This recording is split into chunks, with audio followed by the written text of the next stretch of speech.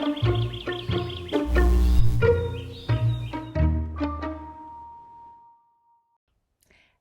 I'm Lily, and I'm going to be walking you through how to create a scroll view in your Flutter project using Parabeac. First things first, let's pull up the doc. It can be found in the how-to section of docs.parabeac.com.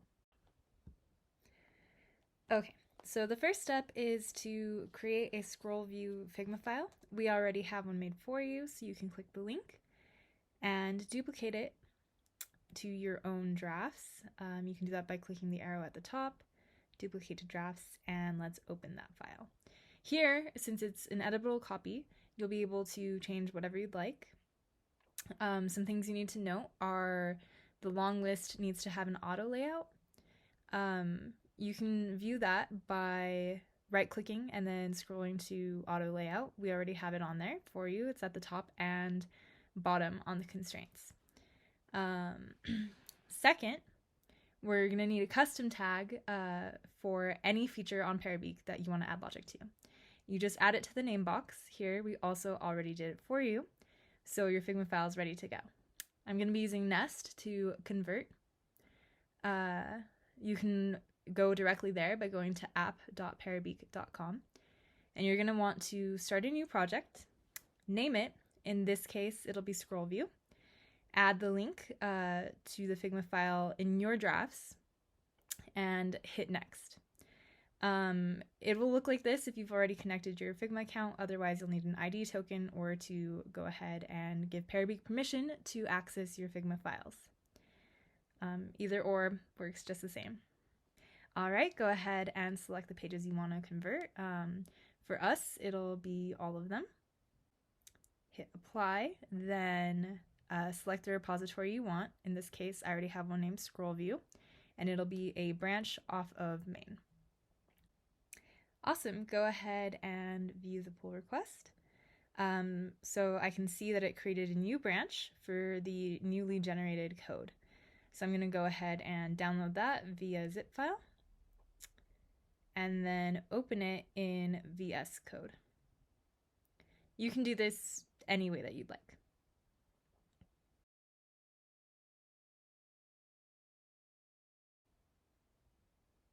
Okay, get it open, and all I have to do in VS Code is click Get Packages, and it'll run Flutter pub get. If you're not using VS Code, you may have to manually enter that command. And here we can see all the files are there in lib. Okay, so the next step is to get the Flutter app to show the screen that Parabeac generated.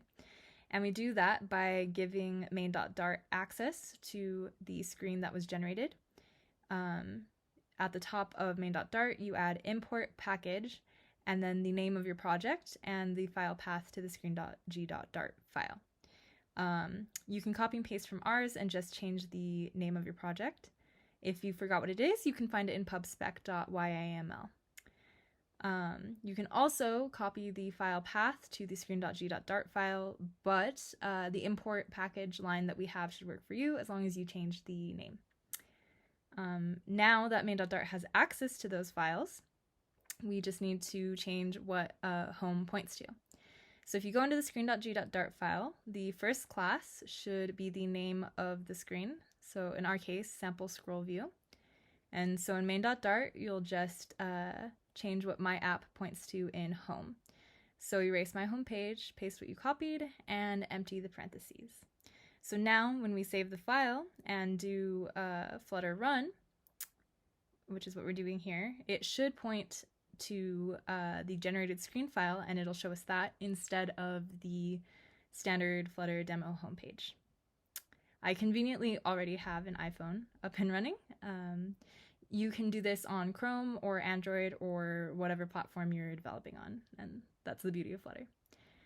Perfect, so that's the exact screen that we had in Figma, except for the black and yellow stripes at the bottom. That just signals that our screen is hanging off the edge of the phone, which it actually is a really good thing because we needed to add scroll. So in order to do that, if you remember, we added the custom tag, so there will be a file that we can add logic to. In our case, it'll be SingleChildScrollView. So let's go into controller, ScrollView custom.dart, and replace the bottom function with the one we had in the doc. It just adds the single child scroll view. Save the file, end the Flutter app that we have running, restart it, and it hopefully should have scroll view.